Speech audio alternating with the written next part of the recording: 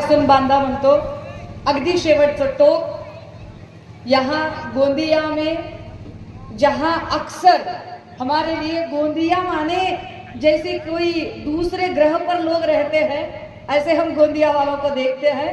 इतनी दूरी पर है, मौसम खराब है, बारिश के आसार है। एक बार बारिश हो चुकी है, कल भी वर्धा में बारिश थी। हमें अच्छा लगा क्योंकि 42 से 43 डिग्री सेल्सियस का जो तापमान है, इसमें यह हल्की सी वर्षा की बौछारें भी हमें हल्की सी ठंडक दे रही है। थोड़ा मौसम हल्का हल्का अच्छा और सुहाना हो रहा है। और मैं आपको बता दूं, जिस तरह से तापमान 42 डिग्री से हल्का हल्का ठंडा हो रहा है, सुहाना हो रहा है, वैसे ही बीजेपी ने जो जातिवाद, धर्मवाद, महंगाई की जो बखूबी गर्मी बढ़ा के रखी है, वो भी आहिस्ते आहिस्ते महाविकास आघाड़ी के लोगों के आपके परिश्रम की वजह से वो कम होती जाएगी। मौसम और सुहाना होता जाएगा और ठंडा होता जाएगा। मैं सिर्फ इतना बताने के लिए यहाँ पर आई हूँ कि आखिर हमें लड़ना क्यों है। वैसे यहाँ पर तो बहुत सारे लोग थे, प्रफुल्ल भाई थे और बहुत सारे लोग थे ना, प्रफुल्ल पटेल जी वगैरह। अब ये प्रफुल्ल पटेल साहब जो है, जो गोंदिया के लोगों को, उन्हें लगता है कि वो इकलौते हैं जो काफी ज्ञानी हैं, वो इकलौते हैं जो बड़े ज्ञान के धनी हैं, और उन्हें लगता है कि बाकी जनता को तो कुछ पता चलता ही नहीं।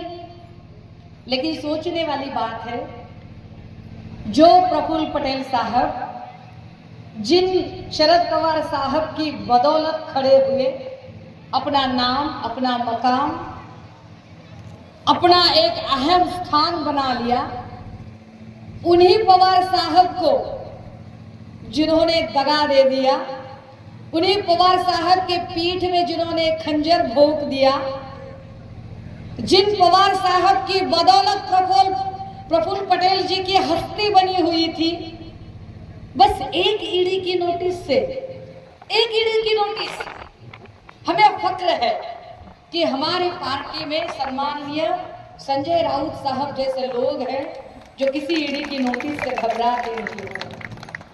राष्ट्रवादी कांग्रेस में सम्माननीय अनिल देशमुख साहब जैसे लोग हैं जो ईडी की नोटिस से घबराते नहीं हैं। क्यों नहीं घबराते हैं?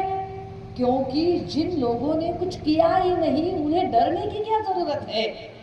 लेकिन जिन्होंने गरीबों को लूटा है, जिन्होंने गरीबों और मजलूमों के नाम पर बहुत सारा वहां से धन कमाया है और सिर्फ अपने ही घर की तिजोरियां भर कर रखी है, वो डरेंगे। प्रफुल्ल पटेल साहब डर गए मतलब बहुत सारा धन है, मतलब बहुत इकट्ठा करके रखा हुआ है, मतलब वो गरीबों को, मजलूमों को कुछ दिया ही नहीं है। भाई और बहन, कल परसों यहाँ पर मोदी साहब आए थे आपके इलाके में, और मोदी साहब ने बड़ी बड़ी डींगे हाँक ली, फिर एक बार वही कैसेट दोहरा दी, आपका और हमारा पुराना रिश्ता है। कहाँ, पता नहीं कहाँ इनका रिश्ता है। एक हमारी यशोदा काकी है, उनसे तो कोई रिश्ता निभा नहीं पाए, और बस पूरे भारत में हमारा रिश्ता है बोलने लगे। जहां जाके वहां कहते हैं कि इनसे मेरा पुराना नाता, इनसे मेरा पुराना रिश्ता है, और जिनसे रिश्ता है उनसे तो रिश्ता तोड़ दे रहे हैं। और क्या बोले वहां पर आकर, ये सारे हमारे शिवसेना के सारे लोग ध्यान में रखे, वो क्या बोल रहे थे, वो बोले कि शिवसेना असली किसकी है। तो उनके मंच पर विराजित थे राज्य के मुख्यमंत्री शिंदे साहब, बोले कि शिंदे साहब की शिवसेना है। जिन शिंदे साहब के गले में बीजेपी का स्कार्फ है, जो शिंदे साहब मोदी जी के आगे अपनी पार्टी का स्कार्फ तक पहनने से घबराते हैं कि कहीं समृद्धि की फाइल न खुल जाए और ईडी उनको उठा न ले जाए, वो क्या चलाएंगे भला शिवसेना चलाते थे बाला साहब।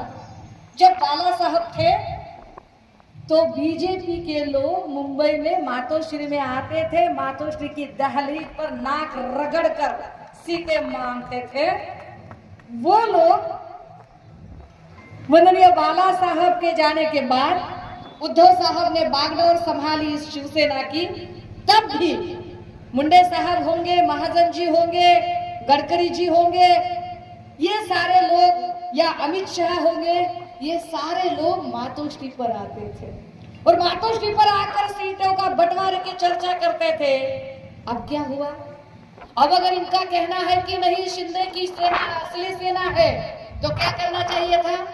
तो अमित शाह या मोदी ने जैसे पिछली बार वो मातोश्री पर आते थे, इस बार उन्होंने टिम्भी नाका जाना चाहिए था। टिम्भी नाके पर तो नहीं गए, टिम्भी नाके पर शिंदे साहब का पता है ना भैया, तो वहां पर जाना चाहिए था, तो वहां पर तो गए नहीं। क्या किया? टिम्भी नाके के शिंदे साहब को दिल्ली को बुला लिया। आइए मुजरा कीजिए, झुक जाइए हमारे सामने, फिर जगह का देखेंगे। अरे 14 एमपी लेकर जो इंसान भाग गया है, 14 के कम से कम 14 तो देते सीट, तो उतने भी नहीं दिए। भला जो दिए उनका उम्मीदवार कौन होगा, प्रत्याशी कौन होगा, ये तय करने का तक हक नहीं है उस बेचारे को। हमारी मराठी में महाराष्ट्रात आपल्याकडे, म्हणजे तुम्ही महाराष्ट्रातलेच आहात, पण तुम्ही इकडे सीमा भागात आहात, मराठवाड्यात त्याच्यासाठी एक फार चांगली म्हण आहे, बिनपगारी फुल अधिकारी. कसला? अरे साधा तुम्हाला तुमचा उमेदवार ठरवायचा अधिकार नहीं, बाकियों की छोड़िए, खुद के बेटे की प्रत्याशी तक जो डिक्लेयर नहीं कर सकते हैं कि इनके बेटे उम्मीदवार कहलाएंगे, ये डिक्लेयर